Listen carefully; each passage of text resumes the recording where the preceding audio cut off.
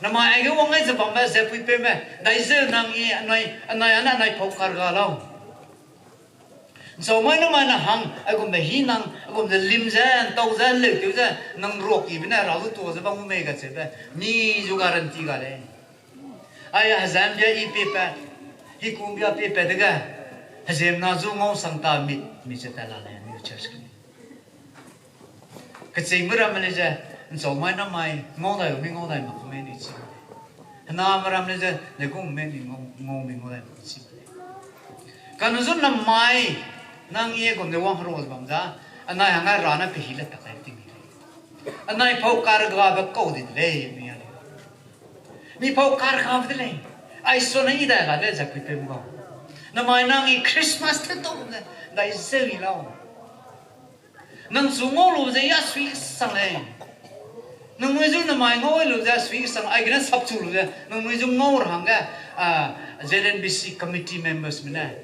ra chăng nam này ai cũng giờ ngô ra bang pui pe dân tại gì đâu ra rút tua lên ra nghe tôi còn đi pe sao à chính dân là mai Christa nó quăng cái việc gút sa na hàng cái karba với pe cái ra na hàng cái suy với pe cái ra nang mangum pe mi run chít ta gì lung ba ka bui với ga đi ba ning chít ta đi ba mà ning pe chít ta đi ba ka rêu nó mi suka bầm ram ra na mai tôm ga ra cái Christa nó quăng cái này John the Psycho him rồi cũng nói câu rằng sao you shall know the truth and the truth shall make you free chứ nên năm mai ra sang cái rang ai biết sang băm ra nang nó chỉ rồi êu này hàng cái Christa rồi quăng kiểu rồi đấy bây giờ lúa đi ra na ở đó cái carba băm băm đấy ring ting ilung dây nó tiêu đấy cả chơi bây giờ Bible John the Psycho him rồi cũng nói rằng sao nang chỉ là chỉ gu dân là chỉ nên nang xuống rì bạc lấy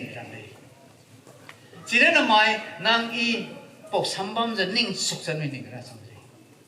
nang xuống rì bạc ra bây Christa của sắm kê cái ring bạc làm lấy giờ này ngày suốt cái Christa đã cái làm lấy cái gì vậy anh ấy ngày suốt cái Christmas quăng bấm lấy năm mai Christmas đây luôn đại mà nuôi hơn so mai là rang giờ na cũng là 41 Christmas anh ấy nghĩ đại cái này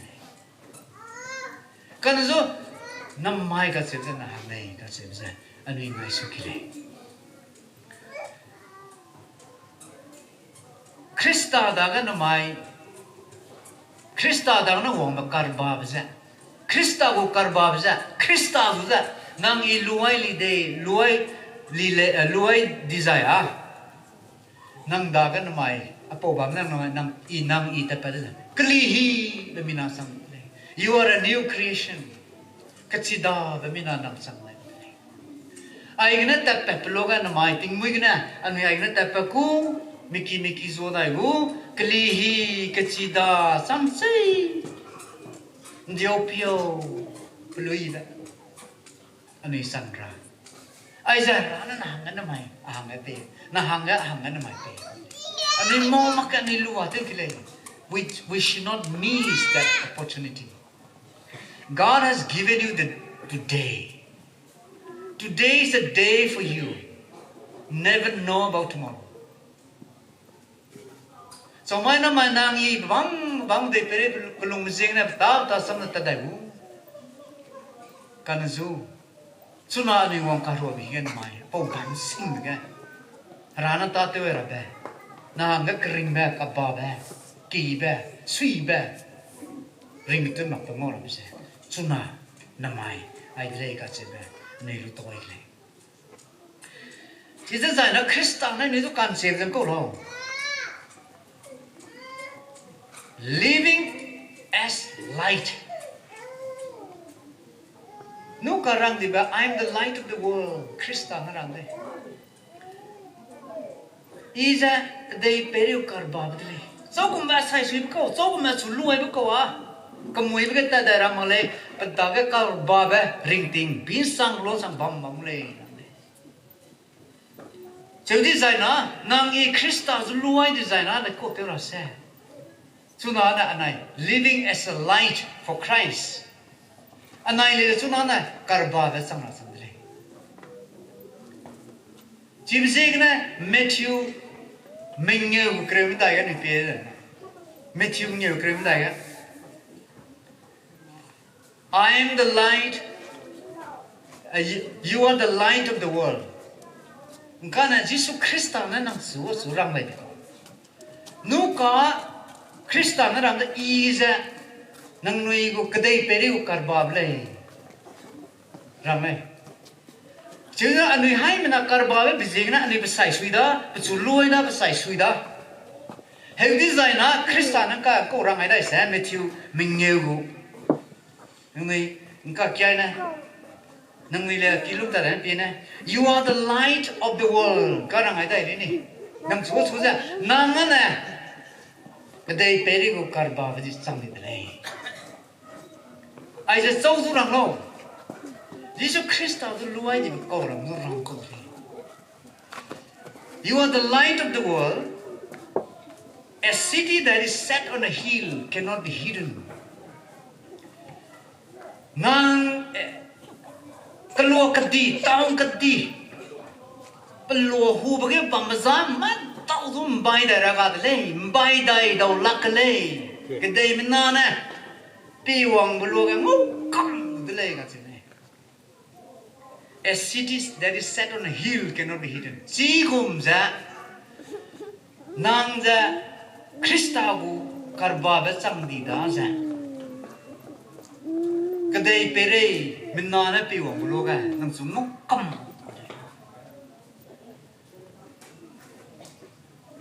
a city is set on a hill, stationary, bam bam. Nang dagas pa karba ba bam bam ko. Tadai lak le ka chile. So ko mapalong sing mana Krista zo loi design na. Si pa karba ba daga bam bam mu zana kadai mana ling na. Pi lu za pi wong lu ka mok kam de. Baka be da sui. La ba be da him. Hay mà nó ngốc cầm lên, anh ấy nè, đuổi sát ra hàng cái, nghêu kỳ cùng, anh ấy nghêu kỳ phải thật sự nằm rùa rồi là rây cùng cái lúc á, anh ấy nghêu kỳ cái lúc đó, nghêu kỳ đại cái bà mày anh ấy phải được anh đuổi sát cùng, anh ấy dễ rây lúc á, anh ấy mà cái gì đinh sinh phải thật lúc á, mà ý bị băm phải thật sự nè, anh ấy nè city cái thật rồi, anh ấy phải anh ấy cả người bé phải này, mai bé anh ấy phải tập rồi city cái gì bé này thật sự city là stationary này, chỉ là giải na nằm xuống ra city, cái lúa cái gì, town cái gì, bahangan ting Kristen nằm xuống compare chứ, rang này đây, nằm chỉ có một câu đây cái gì đây, chỉ là giải na nằm ý Kristen luôn ai giải na, cái đây mình nói nằm xuống phải vòng đây. Nang da có wang ulay cái gì vậy? Chỉ biết gì nè, walk, live as the light cái gì vậy? Nang za Krista u karba vậy, mina sang za chỉ cũng za Krista u karba cũng za Krista u karba za nang lung lau, gan nang lung lau, gì vậy? Bảo gì này? Chỉ thế sao à? Anh này đâu có mà thắc tiêu ra sao? Nang dagan zai kahre bile wang dile. Palaman nang za kehibe bam sang ni da za. Raba pambi baka. Kamui bega. Hareng za bam rama. Pa paper sita di brama. Morning sita di brama. Ka gui be daga ka di hopeless ko rama. Hareng tene za bam ko rama. Takaya bam ga. Pi gặp cái năng bạc cả, để được cái năng đạo của ông. Chỉ bảo rằng này, Christian nó làm gì? You are the light of the world. Chỉ rất là nó sẽ bảo lùi lùng anh này lùng ra, hàng cái, anh này lùng sinh nó chúc cho anh này lùng ra sang cái này. Năng đá cái gì? Cái wang đi mấy wang mà rồi sẽ, bữa nay hai năm này ngày đi cái anh ấy cũng church à, Christian nó rằng bé Matthew chapter 5 go verse 14 nó rằng gì? A city set on a hill cannot be hidden. Rocky ZNBC, Rocky cái gì? Ai cái tên là này? cái đây mình ăn ngốc à lại luôn cái à bầu suy cái quăng ngay lên nè à bầu bấm cái quăng ngay lên thì nè y à lùng cá rơi bây giờ gạo thế này à bầu bấm cái quăng ngay thì sai nè y cá rơi bây giờ tên này bây giờ gạo thế này à bầu bấm cái quăng ngay thì sai nè y mà nín xí mà pram giờ nín xí cũng thế này à bầu bấm cái quăng ngay thì sai nè à phơi rít giờ luộc tuổi cũng thế này à bầu cái condition giờ ZNBC anh ấy kiêng nam à hay mình na anh ấy lung sang thì mấy lung sang mang rây lâu à giờ pui pe mẹ can nung pui pe mẹ Krista bu nam ram mẹ anh ấy hay na ai giờ lung sang thì mấy lung sang mang rây lâu cả chuyện đó mi run nè ning ai đi cái ai giờ lung sang mang rây design à what is the point of having ZNBC here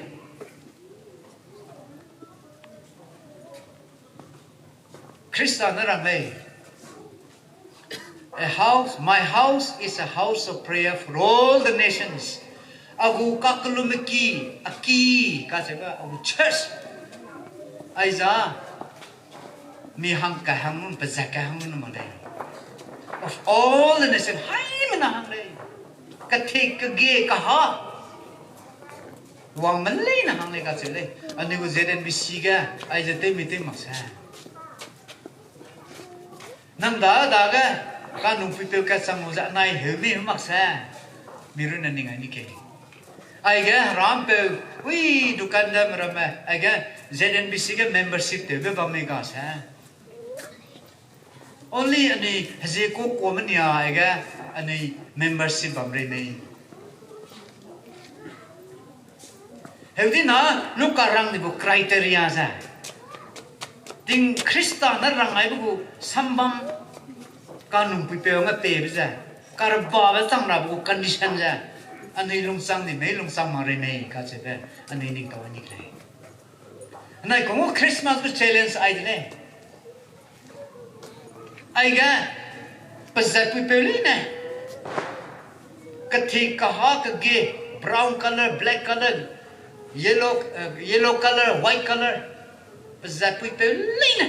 wong haro lo ja harangye tin di lo ja Bible ka na Bible na dito kasi ano yung church nang i anay daga karbabab na hay man mo ka ZNBC ga iraki khewra le zani ta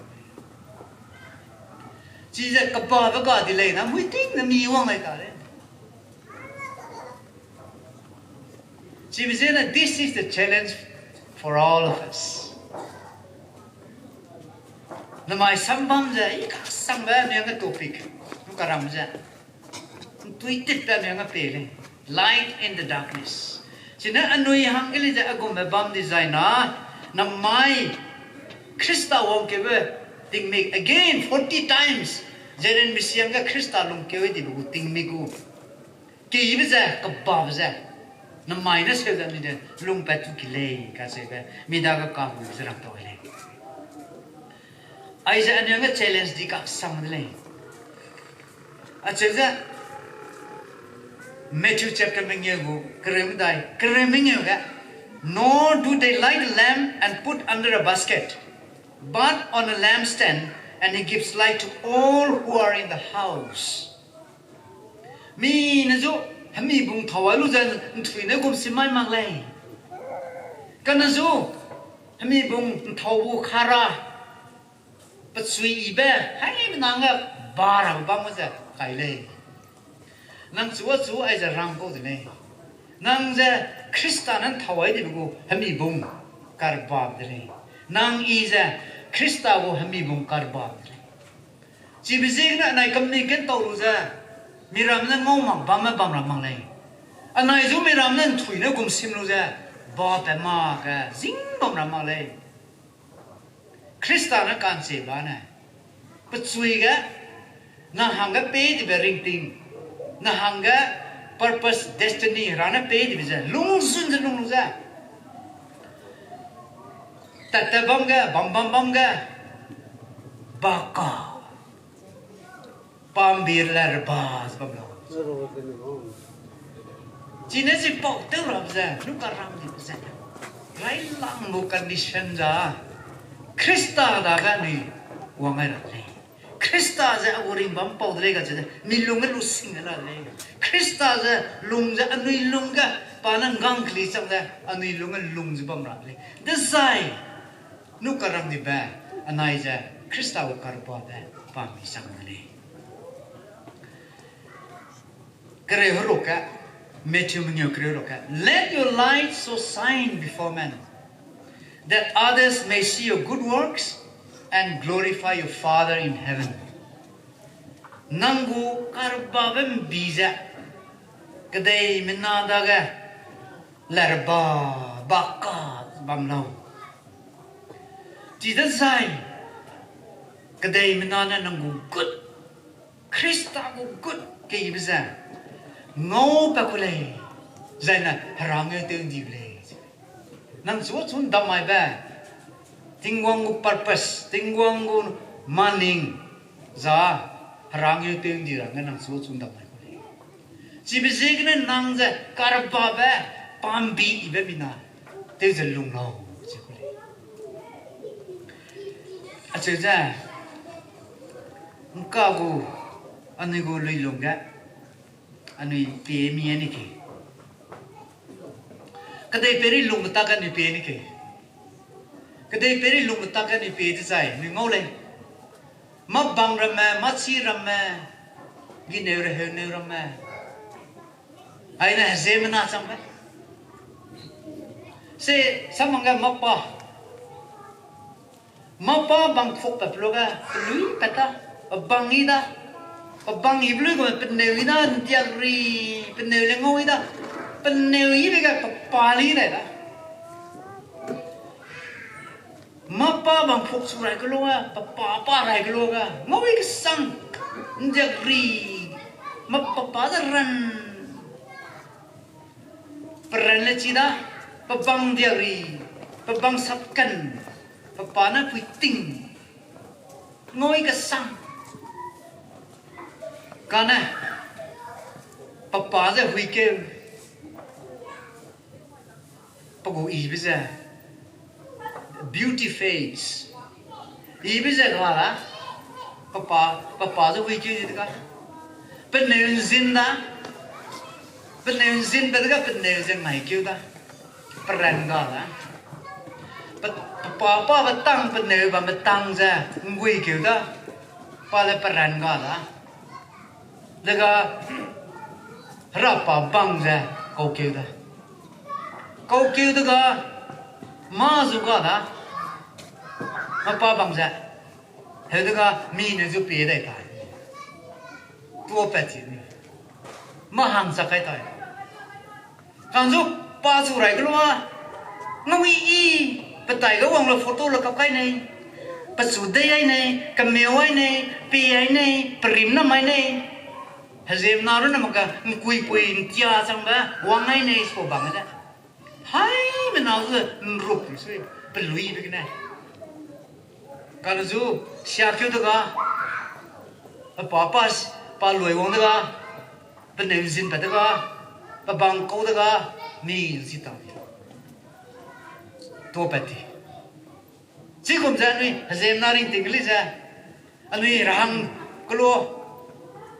miransi keluar, hai menanda pilih sah, rahang ini tu ka. Pe nei sa hello ibi dega pe nei sa penui tai ga wang ai nei penui zum phawai nei ibn nya sapkan hai na so ga sapai ga baka ngai ga sang good soai kana zu rahang maksa hello me hui kyu dega pogo pa za hui kyu dega penui zin wang dega si pai kêu si po kêu đó cả Zeme nào làm nên mau cũng bị ta đi penui ko value penui ko pemiza gadi nu ka pemiu kasang ka na pemi gadi ma ang sakay ta di kan zone Christian na opposite Begum ja Christian tebi Christian tebem naraman mi sing bi temi bi sing bi kelum ke bi sing bi kanum ga pransi bi sing bi rasam kya nei bi sing bi ragu lama sing ke bi Christian nitiana se lung sing bi anuran si bi Jibjeng na Jesus Christa ko kanay marama apostles marama anigo pastor ting seorang di bisa. Penigo ring ting mun zaman sai kam hang sam mun si dingai si sukai hang sam zo li ka thai hang sam zo ma chan zuai hang sam zo penigo nang takai pau sang ba tu pelama na penui daga sing bi kan hu zo pran si bi mi zu te pang dai ngam nak setan sama te kam ma setan sama petai ruang nama Christian gu ringting ai le apau durang le nangi na mai nam ramai ai ga bam ramang le ramai nang milen so mai na ma chingong i gum de chingong ai ga ne ching ramai ga tong tong sempre ne chingong Sina ni sing bi ni ran si bi sing bi rasam king nei bi sing bi kelum nei bi sing bi Rezi te bi rangga nang i luna samlai haring am pui pe sang wala na heura samlai bible na ni kse nang za kar ba be pambi sing bi nang gum bi ja Christian mana sing bi pelui bi sing bi pransi bi sing bi se lung ai ja ni te lo kana zo amaning alung sui amik pe in ngawai ba akun se ka se ba Misui sabat la namne. I'm so it's sad to know this. Aku melui lung taksa. Anui pi bega midaga mi lung temi mak pla na bam nei. Pla mana? Anui go tunar he go modern Christianity actually is not growing. Ngkar hego Christianity ja nukarang ba early Christians maksane Christ apostles marama lung mugum ja anui lungwang tari ndago Christianity early Christians ramam anui na chibe 15th century ga Moravians Protestant denomination go Christian railang makyang na panui go kan numba Penigo Christianity sing subeda gum no bisa saira hing ta kam ni ko Moravians Christian mena ka dei pere pe ning tai hadui nei gna so ta le se sung kling ka ta le se le hereu za rasam po ta le se le penai no na mo so ta le se le mpui mi ram ne za nam ram ne za rasam po ra sai hing mak se ta le si kum re hei jan ka wang ta Apostle meramnan sin sung singang migwang dang tap macha liga katha apo utara majang ka namai rehega modern Christianity ga ajaga that is why we are not growing jibjena anuija chingsu tali de aija chunar hega je bamma ngopale zaina nka anui dugum takte nei Anui rata te bi Christian te bi anui daga sam ke bi the more we are into Christianity the more problematic we have the more we know about the Lord Jesus Christ the more we know about the scripture Christianity te gulu Krista go harasam anui ke theita chi bi anui daga problem ke bi ya mo bale haina anui lepsi ke chining single ja chi bi sam bi milung sui sam bi chi bi sam bi society ga problem Pugu si pugu idea za ndruk per haru ai ka tay đồ lặp nha cái lưu lia confusion chaos ning si ta mà tiếng si ta thì bữa mà ít sung vào mình đang càng cả bẹt lắm hara sang cái thầy đi chi bi suy sam mang bi bi instead of growing Christian go ta do ga chính chủ ra ít tệ bả cái ra ít tệ cái nuôi ra cả shabi ta thì cũng phải nhìn cái it is subject to your correction inang ngoi beta ja rata te bi ragu lam ching ke bi ka problem raki pang pata association pang pata convention pang pata ai giờ ra sam chỉ bram na te pang pa mai la mong ile ni ngai ne Tamenglong Baptist Churches Council ka sebe ani Tamenglong ka dei ga ka nung pi peli no wa ro ze ta ka di bete we ba ko le kan zu na ka ma ka lung sui ga he we na in te we la ZBCC je pransin te we la he di sai na Zeme yang me rong me pui mai association sam back up kai ze na ani association ja ma tai mo ro na ZBCC the Pranci chu le ni nka si chu Pranci mi chi ma is it growing? Is it ZBCC is growing or not? Sing su ma no Christianity is a ZBCC kang ha. The purpose is good. The objective is good. Helpat sa na association matai na ZBCC tungok kay na ZBCC za bakka ramyo tu kan vil lumudle ka chego idea na bamote pa but when it comes to the reality practical the everything ga ta hu ma pla ana association ma me da za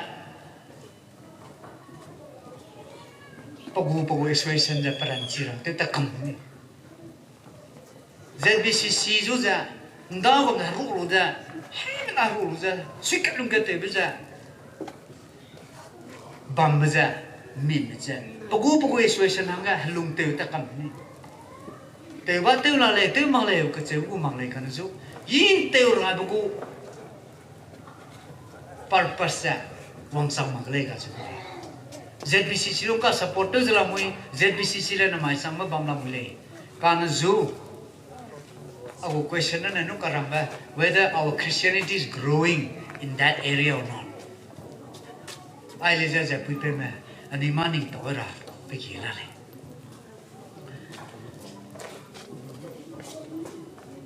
Jib zegna na mai ina rangai nei ka. I sam sante bile kan zu milunga mamramaza pe hilo kan luai ka za tingkum 2025 January is when mai he even mau to lu zena hai mana le da ai ko mra plan la nang daga bamba nang pe ra songo nang daga ga nang pe do la ne si bizina nang Christian people anoi hai mana anoi good Christianity Christa hu good za Christa ngai ting dira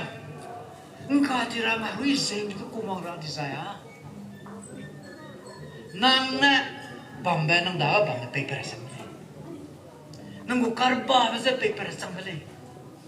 ani go church za is it growing or not ka se ba za ani point ka le ni pe de nikle orange festival orange festival ke in ngau pa pa ani go Gideon ministry Gideon's international India go store ka set up to le orange festival go store bam ram ka Gideon ministry go next store ka za te be sakpra ma zo le ndui zau ngao parang hum ram next store ka ani ne bible le nan zibam wan ble le mono ni bible ke la ni Haram perisita, ki perisita, spy ramistala. Wong lo Bible luluni. Hararasam kering bersama lam le. Nang mili ai luluza, nang kering ba, nang ringting, kering be pesang nang. Ani pri ne pe la le, kiai lo. Ani kiam. Sang ka cha hai mi dai za ring Bible ji da le. Apa Warren Festival. Ana kama ham ka pe ne video upload te ko. Video ma photo WhatsApp ka. Gideon ministry ko stolunga hai. Lo samne long ka pe zey. As ina abu observation ngai nan ningai le. As lo samne tem nei bab le pa sewa ra ba ma si le hem nan ning ka le ra. Ai ja Christian bam Jisu bam le ne pa si lo chi bong ai. Ai ko mram le bam ko. Heu ka bazar ting mui ja kisui pe na ka mai. Rehel ki ting mui pa lu pa dai ne. Pung kat pi ni ngola ting suo 1 AM. Pa ni ga bazar pa na rang ma ke we sui. Orange festival na bam na hang di ba. Polo ground na hang di bazar. Bazar rei me sang ba ai bi sang ba. Je na ra ma tu tim. Rei de bi gun na. Paper cita di heu sama. Oh, ini ngai le abu topic saya I said whether we really sign or not. Apa pi belum apa Bible bang Matthew skui ko himre srokan ngole. Yesus Kristus na ta paproga miracle healing sign te ben na raksha lugo to ta paproga. Kadai mina baudi mina papi beloga. Yesus Kristus ada kepada kang jam le pui le kecil. When you look at the crowds, he was full with compassion. Padaga kang jam na kadai mina tu ngawai lo pui ting. Pelama na de kum sa. Seminar ram sa. Meli re be peuga de kum sa. Meli rama. Rei be peuga de pro nem pakai be da ni de je ro bang le. Ji je ngawai be lo ga Yesus Kristus da pelung mak pri de le. Pelung ga kang jam na fitting de le. Oh, panarang le. The harvest is plentiful, but the laborers are few. Hello, ana amazing zala le kan zu. Gara ba ko za sam ne. Pi bloga riga dirama ai zeuda ni songa mo bloga pa pelunga kangyam no piting ne chi anu ai ga town Tamenglong town no karang ba Orange festival gu effect sa ni ngau le to thim ba ma ja pagu meli rama pam pau ga di me ya ya bu question nanggu meli rama ja aku melira mazara hei makoi me hade kang kabra me misumala le paper jita di brama misumala apo hangjeng na nang I nama ega Christian te mang me na se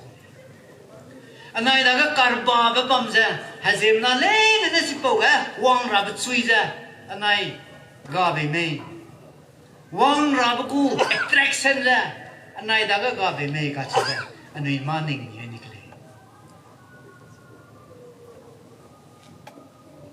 mi nazu siapa te wala ne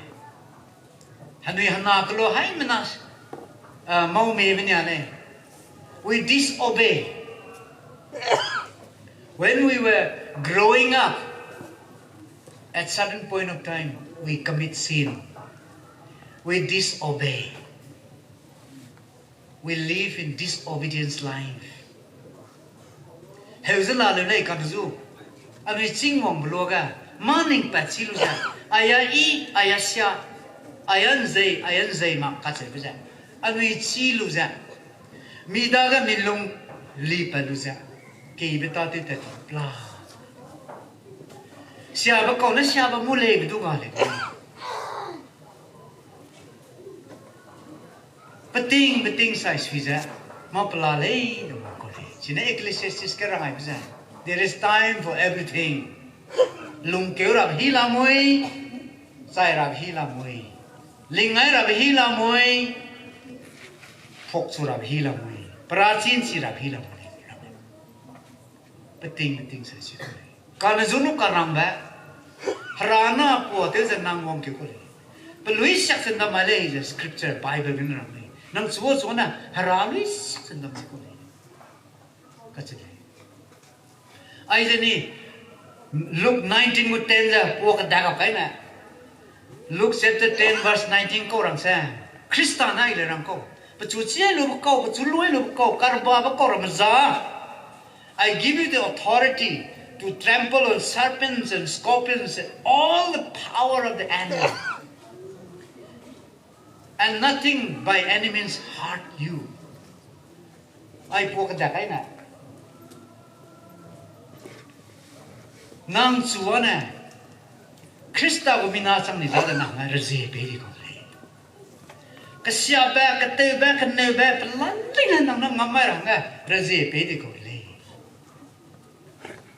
Matthew Cross ro ko Cross ko ram sa I give you the keys of the kingdom of heaven Peter da ram samam kana kan bu pe le na chi da ram ko le nang da ga tingim gu sabi be ri nang na daud le ba ja ile daud le tingim ga daud le nang na daud la le ga che ba ja tingim gu daud la le noi chi po ro je na ma ai gan tong tam me na da ga na hang ga chi po ro je be ri ko le chi bi sing na bible na nu ko che wa ba ja krista na nang so so ko che wa ba ja nang kring me kap ba ba ja nang da ga la de le nang chi je lung pe chu lo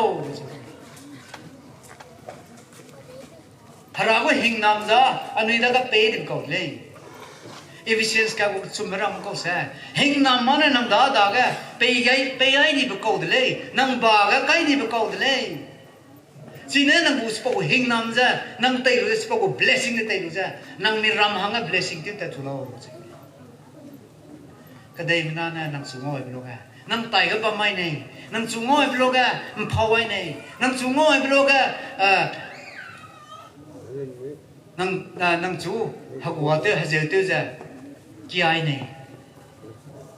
nang tai ga i hare bang lo wang ai sai hang ga zel zo ra a ko me lung lui lu ja za pu te me nam mai ana nang i lung te le nang da ga ba mzra nang pe re ra samu nang da ga ka ba sa nang pe ngam le ji bi ne nang da ga ra ne hi re je pe di ba heal the sick Matthew Gray with the second coro I said heal the sick cleanse the lepers raise the dead freely you have received freely give harana na mas ko receive rabaka janam long so that is the reason why Romans the saguhim resnaram that is the reason why we are more than a conquerors harenga me perega nang iana harenga ko jipo ko receive ram ko karba zurang ko le Krista karba ga renga zurang ko le ni check le Germany ga ndar hai ga nang ne ga ki ma naam ram ngai lu ma ko le Germany ka dei ja palang na te pa kai ko sin sam ta dia East and West Berlin sin sam ta le East nai West Berlin kyang na ga le te he na lu ta le Aki dui mati tala, azza tu tu tala, namui pelang tu. East kyang na, ale mata tu, West kyang na ale bamu.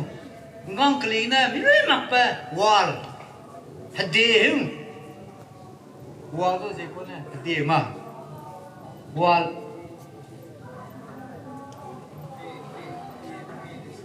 Bana red fort ko mata na huwa ma. Aku ang kita ko ba wall. Hum. Germany East and West gang klina wall hum ma hu be te bitale ni East kyang na da West petola West kyang na da East gudola ka bang te bitale ni helum hang he ding kum ki lu hang le kan zun ka mana one day East ke ba me kyang na za East ke ba me kyang na wo dustbin prim nam sha le je be bam na gulwa Ting mui ka East Berlin kyang na hu tu sha kyang na za West kyang na tu soran le za pni nam sha de le be dustbin pui pelu za traka ka ting le lu ba West Berlin bia tingui barura ga West Berlin go tong gang kali sing ga sukai betari se hedaga siga West Berlin ge lume kyang na za perlim na nam padaga mai na kyang na ku ta de bise zeidolaka barura zeidolaka hai mena papi ga sui bathum nam shad lei ba gang kali ga tong gang kali tong square kai ka oh West Berlin kyang na za ngau de le mà tôi số cái này tôi chỉ cái này tôi chỉ trả tụi này cái cầm ra tôi chỉ trả anh ấy cũng nói na tôi số này là nên cái mà xa đến đây cái này bốc xếp xa bên này cái này là nín bảo con nhá mặc dù West Berlin kia ngay ra mà sao mà đấy East Berlin kia ngay ai đến đây về nằm xa đến đây ngó xa đến đây xa sao mà cái đó này anh nhớ này ít không làm mà tôi đây cái gì trap lord ka tui ba sangi ba ai de le ba Germany go production ni ka sam le na han vi kam trak ai pui ting ai lu da ting mui je bare ra is Berlin go bazar nam sing na po pa lu za kai zun de le zun ai lu za peluia hai na na mo lu za lu này là suy xem được tiêu ấy lu ra tụi nhớ ta đây ta làm số cái số cái zun cái lẽ zun này bị pay rồi cái lẽ gì rồi lu ra lẽ gì sắm cả rồi giờ này chỉ ra each give what he has but đó cái mà ra pa pay đây này pane Padaga bamba pane bamba namaga pega da le rawai lut prita Germany is Germany asui penuida ga bamnam ka primnam saba hapa katnata is Berlin kana bam me paraja West Berlin kana even ya te iba sa iba mi pumangira ba nya ai ze bam ko mà kỳ với dân mình vậy chứ không thể năng đá cái đó mày năng đá cái bầm dân mình bê ra xuống mà cái đá bê ra đi chứ nếu mày năng bê ra bây giờ càng giờ bê ra mấy ngồi là bê ra sao suy cái lùng cái từ bê ra mấy gì cái ra bê ra sao giờ chỉ bê ra mấy ngồi là bê ra sao sinh su rằng ga tiêu ra mày kêu rằng tiêu ra sao các chú cái tua su ra bằng ga tiêu ra mày các chú tiêu kêu rằng ga tiêu ra sao ra xe ga pe kêu hàng ram tiêu ra mày ra xe ga pe pelak se bam ra mày pe pe ka ngaro ro bam ra mày pe pe nei se pe ra mày each give what he has ai sẽ bằng đấy,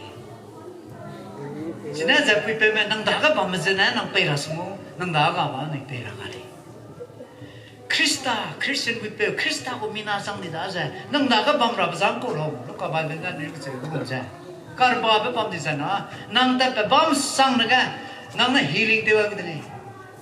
Bây giờ tôi làm ngọc luôn cái, năng đá các bạn năng bày cái đấy, năng mặt xua năng pi chụp sang năng lục cái năng xua sang lục cái. Nang daga kam kya bana pera fitting bam ni sana nang ta bam sang naga kadai mana nang ja kalua hu baga raba baga bam bum ja hai mana nang mo bum ja nang su ngok kam na mai sina aja pi pe me ani Christian pi pe me ni hai ki baga nang I long ju ki ka ba ba ja ni pe ju ki ai gani ani na ngau le anh nam ram ni cham ram nya de le tu thim bam ba phui ki gidi di ga bazar lo ga tu thim bam ba nga ba jai bam si ma ka ta se bam plan ra anh ki ro ga na tu chau na chi ya na mai li ja hang sa ma ka la ka na tiêu ra chỉ mặc dễ rồi chỉ mặc bằng một lệ hăng sa mà cả năm mai dây bung dây luôn ra ở đây hiểu kia dây luôn ra anh ấy nghĩ ra mình suy ra ra sam kinh ra lử tiêu ra bằng bên này này chỉ còn mặc cái tiêu sang sẽ bằng hăng sa mà này rêu sang dây luôn ra bằng là chỉ bảo ra ra the lost sheep shepherd mình lấy ra bây giờ pastor deacon nó nằm lại cả nông pui pui lấy nó răng con lấy chỉ bây giờ cái này năng nghe này có responsibility ra anh cả cả rồi mà bala con làm mà ông sang làm mà ra tới nơi mà kami pui cả rồi mình lấy đó năng nghe này có karba bên bị sẽ bảo năng hôm đi ngầu luôn cái bên này đó cái sầu mắm ngầuเลยbên này lông dèo nè tiêuเลยai giờ Krista nè nằm ai năng số sẽ suy sang đó chỉ giờ ra căng giặc cái ra gì cái này cũng sẽ bị về rồi tôiเลยanh ấy hay là những tôi cái ta cho bên này cái đó là cái gì Jesus is the only hope. Jesus is the only hope for us to live. Nangi ring rabe kahugui bisa kada bagale Jesus Christ. Aisa anai lumi ai luza anai lumi zelum kire. Nangi Krista bu karbabe pambe ki bisa sang kire se bisa ramai luza. Agna loi uda hai mena nung king zu king ai bisa misui sang rei nung di